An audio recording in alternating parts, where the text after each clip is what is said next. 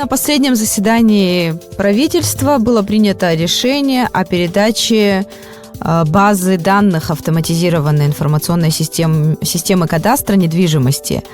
Расскажите, что это даст, что это значит? То есть раньше у вас не было доступа к этой системе? Не совсем так. Нам систему саму передали некоторое время назад, где-то в марте-апреле месяце, Саму базу данных это передали только сейчас. А в базу данных входит это не одна цельная структура, а из нескольких баз, которые создавались в рамках создания автоматизированной информационной системы кадастра недвижимости.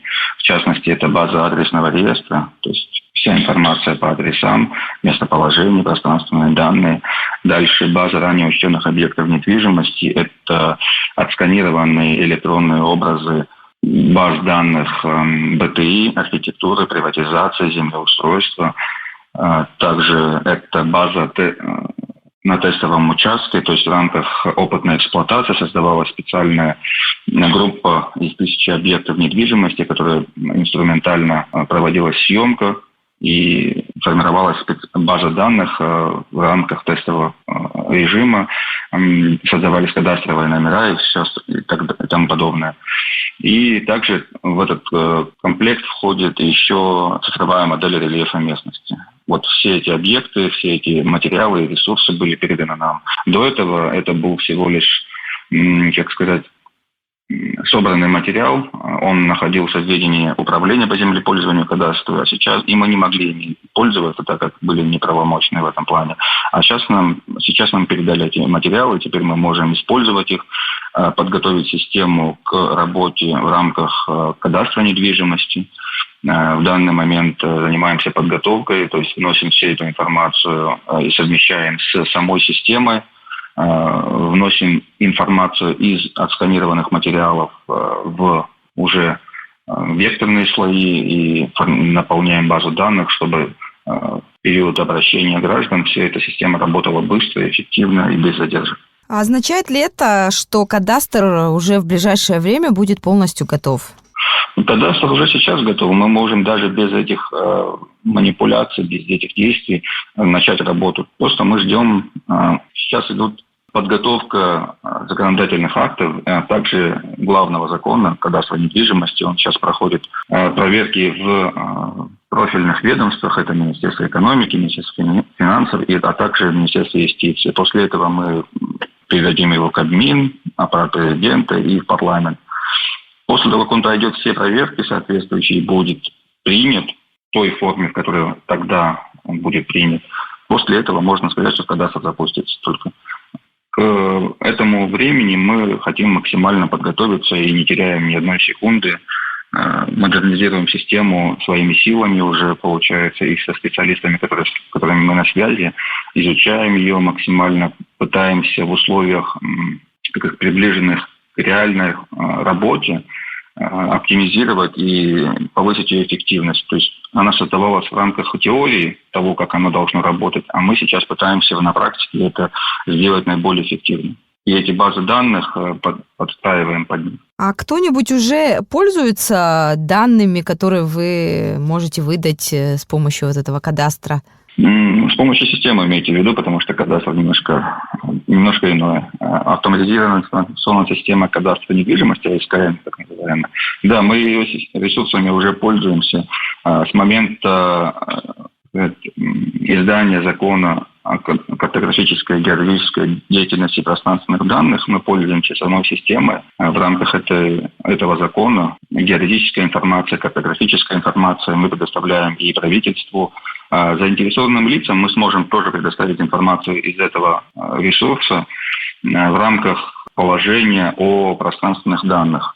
То есть в рамках этого закона предусматривается еще такой документ, как пространственные данные, положение пространственных данных, в рамках которого мы можем предоставлять информацию, карты, схемы, чертежи, планы, которые были собраны в государстве. Открытые, конечно, документы. По ним идет сейчас подготовка самого положения. В ближайшее время тоже будет передан в Кабмин для рассмотрения его и принятия. И далее мы сможем, и граждане смогут пользоваться и данной информацией тоже. Постараемся, конечно, открыть доступ к какой-то степени до запуска самого закона о кадастре недвижимости, работы в рамках кадастра. Но есть определенные ограничения, которые мы не можем обойти. Там та же публичная кадастровая карта, это все-таки кадастровая карта, мы не можем ее опубликовать до того, как закон появится. А сам процесс передачи этих данных, сколько времени он займет и какие сложности? Нисколько. Эти все данные находятся на цифровых носителях, мы их просто загружаем на наши сервера, и все. Это занимает буквально 1 день. Может быть, возникают какие-то сложности? Нет, сложностей никаких нет. Мы же эти данные формировали с нами, мы работали над созданием этих, сбором, анализом и созданием этих баз данных. Далее мы просто передали их по окончанию работ заказчику. Заказчиком в данном случае был Государственное управление по землепользованию и кадастру. Вы сказали, что мы до принятия в парламенте, в правительстве хотите открыть доступ. Но как это будет выглядеть? Не доступ не к системе, не ко всем ресурсам, не ко всем системам, а только в рамках закона о картографической и геодезической деятельности. Есть фонд пространственных данных, часть той базы данных, которая нам передалась, было передано нам, и к этой части мы можем открыть доступ. То есть запросить информацию из этого фонда можно будет. Ее можно либо приобрести, а если она не является платной, то можно просто получить ее. Например, какие данные я, как, допустим, житель республики, что могу бесплатно получить, посмотреть, какую информацию?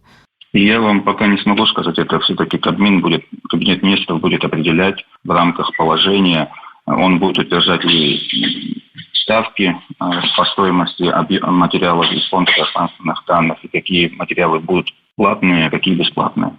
Мы были всего лишь операторами в этом вопросе. И какой эффект все это имеет, на ваш взгляд, насколько это важно? Это очень важный аспект, потому как очень многие люди, специалисты, работники, которые занимаются работами по геодезии, картографии, и даже выделению земельных участков и тому подобное, они не имеют представления о том, что происходит буквально на том соседнем участке, возле которого они работают.